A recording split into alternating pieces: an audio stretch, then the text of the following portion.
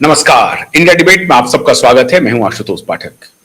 मित्रों, कल रात 8 बजे कराची में एक बड़ा ब्लास्ट हो गया।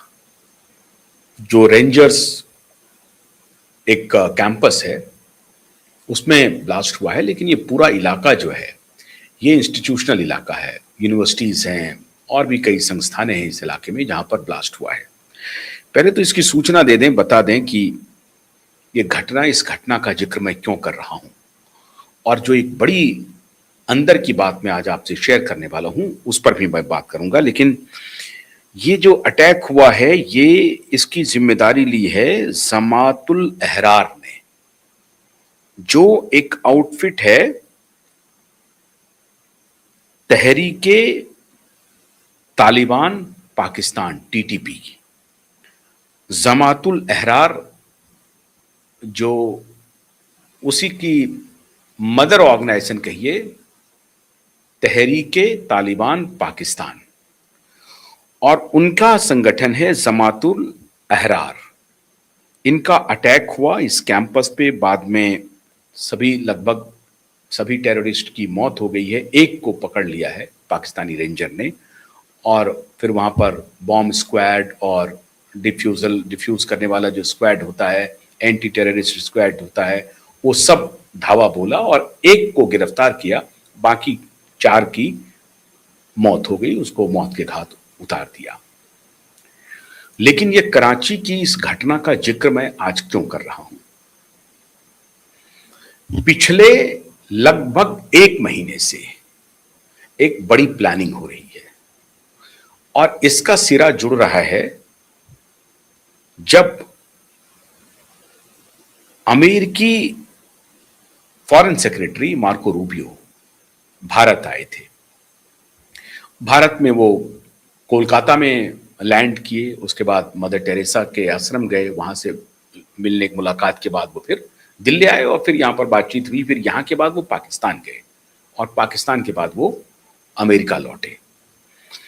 उसके बाद से ही एक खुफिया जानकारी मिल रही थी कि पाकिस्तान कुछ तैयारी कर रहा है और कोई बहाना बनाना चाहता है।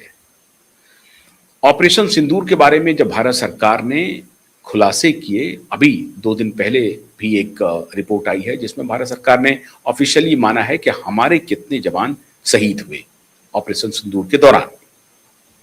उसको लेकर के विपक्ष एक वितंडा खड़ा कर रहा है।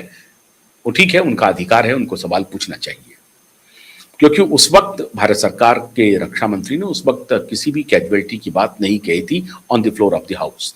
तो ठीक है, अभी अगर भारत सरकार सेना ने खुद ये स्वीकार किया है कि हमारे कितने जवान ऑपरेशन सिंदूर के दौरान शहीद हुए, लेकिन और कौन सा फाइटर जेट हमारा नुकसान उसको पहुंचा, इस सब के बारे में डिटेल भारतीय सेना ने ब्रीफ किया है। अब उस पर राजनीति अलग विषय है। जो महत्वपूर्ण विषय है मित्रों, वो ये है कि पाकिस्तान ने ईरान और अमेरिका के बीच जो मध्यस्थता की है, इजराइल, अमेरिका और ईरान, इजराइल तो इसमें कहीं नहीं था, लेकिन ईरान और अमेरिका के बीच डायरेक्ट मध्यस्थता की है पाकिस्तान ने। मध्यस्थता की है, एक तो ईरान जाकर के भी कोशिश की, पाकिस्तान में ईरानी डिप्लोमेट्स आए, ईरानी फॉरेन मिनिस्टर आए, पाकिस्तान के अमेरिका के डिप्लोमेट्स आए, पाकिस्तान आए, ये सभी पाकिस्तान आए, इस्लामाबाद आए, वहां पर मीटिंग हुई। फिर यहां से वो संदेश लेकर के ईरान गए, ईरान में सारी बात हुई और एक प्रकार से उन्होंने मध्यस्थ की भूमिका निभाई और दुनिया ने स्वीकार भी किया। दुनिया के स्वीकार करने से तो कोई मतलब नहीं है, अमेरिका ने स्वीकार किया कि हाँ, पाकिस्तान ने मध्यस्थता की है हमारे और ईरान के बीच के युद्ध को खत्म करवाने में। अब इसका रिवॉर्ड पाकिस्तान चाहता है। पाकिस्तान रिवॉर्ड किस रूप में चाहता है? पाकिस्तान को कोई बहाना चाहिए हमें पैसे देने के लिए। पैसे क्यों चाहिए? तो हमें कुछ मैन्युफैक्चरिंग करनी है। क्या मैन्युफैक्चरिंग करनी है? आर्म्स की मैन्युफैक्चरिंग करनी है? नहीं, आतंकवादी जो फैक्ट्री है उसकी मैन्युफैक्चरिंग करनी है। ऑपरेशन सिंदूर के दौरान भारत ने हमें काफी नुकसान पहुंचाया है।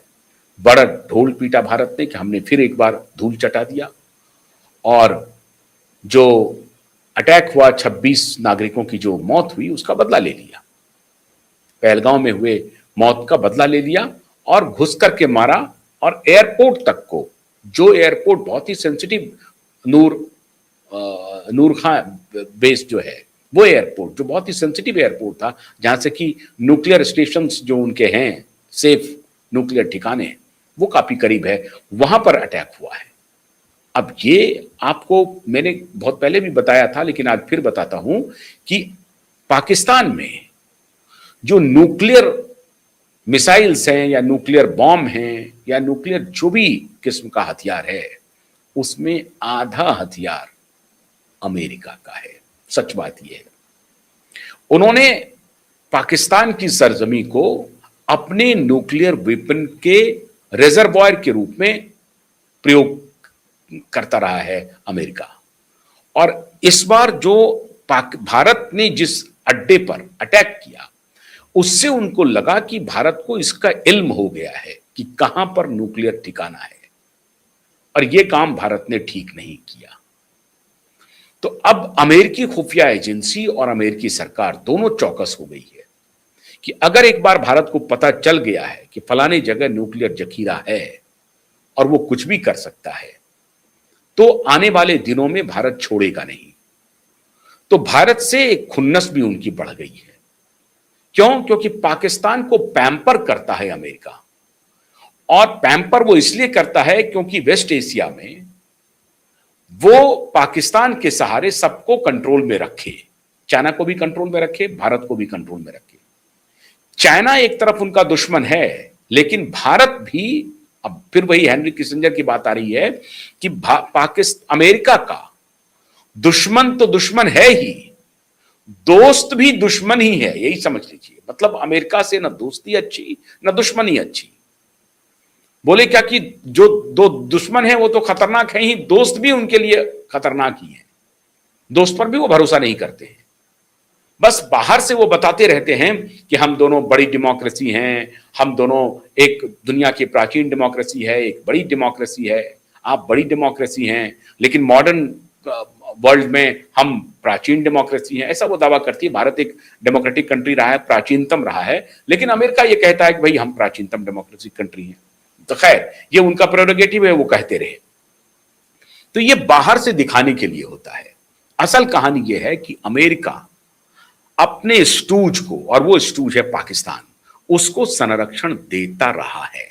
अब ईरान और अमेरिका के बीच में पाकिस्तान ने जो मध्यस्थता कराई है, उसके बदले में मुल्ला मुनीर कुछ चाह रहा है, मांग रहा है। तो कहा कि भाई मांग रहे हो तो कोई बात नहीं है, हम देने के लिए भी तैयार हैं, लेकिन इससे तुम्हारा भी हित सधे और हमारा भी हित सध जाए, ऐसा कोई काम करो। अब तुम्हारा हित कैसे सधेगा? पाकिस्तान के पार्लियामेंट में पाकिस्तान के सांसदों के द्वारा सीधा बयान था कि अगर ईरान सऊदी अरब और यूएई पर हमला करता है, फर्ज कीजिए, और ये वॉर एस्केलेट करता है, तो हम हमला कर देंगे भारत पर। अब बताइए, ईरान अमेरिका के बीच में युद्ध हो रहा है, ईरान अमेरिका को सबक सिखाने के लिए अमेरिकी जो बेस है मिडिल ईस्ट में, जो सऊदी अरब है और यूएई है, उस पर अटैक कर रहा है ताकि अमेरिका पीछे हटे, उनको लगे कि हम आपके बेस को उड़ा देंगे। भले ही वो मुस्लिम कंट्री क्यों ना हो, शिया हो सुन्नी हो ये बाद में, लेकिन मुस्लिम कंट्री है सऊदी अरब भी और यूएई भी। लेकिन चूंकि अमेरिकन हेजिमनी, अमेरिकी आधिपत्य इन दोनों कंट्रीज पर है, या इन कंट्रीज के समूह पर है, सऊदी अरब पर भी और यूनाइटेड अरब अमीरात पर भी, तो इस लिहाज से सऊदी अरब और यूनाइटेड अरब अमीरात का दुश्मन बन गया ईरान। और चूंकि इन दोनों जो संगठन है, सऊदी अरब और यूएई, ये दोनों अमेरिकी बेस को प्रोटेक्ट करता रहा है, अमेरिकी बेस को बनाने में मदद की है। और अमेरिकी बेस वो इसलिए बना रहा है क्योंकि पेट्रो डॉलर कभी कम नहीं होना चाहिए, पेट्रोल पर भी अमेरिका का आधिपत्य रहना चाहिए, क्योंकि डॉलर का खेल पेट्रोल से ही चल रहा है, असल खेल। तो उसमें सऊदी अरब और यूएई उनके पार्टनर हो गए हैं। ईरान इसी को तो तोड़ना चाहता था, कि वे हमारा मुस्लिम कंट्री हो करके भी ये अमेरिका के साथ खड़ा है और उनके डॉलर को मजबूत कर रहा है, उनकी इकोनॉमी मजबूत कर रहा है, उनकी सेना को मजबूत कर रहा है, हर तरह से अमेरिका को मजबूत कर रहा है और अमेरिका चौधरी बन गया है। यही तो लड़ाई थी ईरान की। लेकिन इस बीच में एक मुसद्दी लाल, ये पाकिस्तान, ये बीच में प्रवेश कर गया। इन्होंने कहा कि हम अपने मुस्लिम ब्रदर को समझा लेंगे, आप चिंता मत कीजिए, हम उनको मना लेंगे।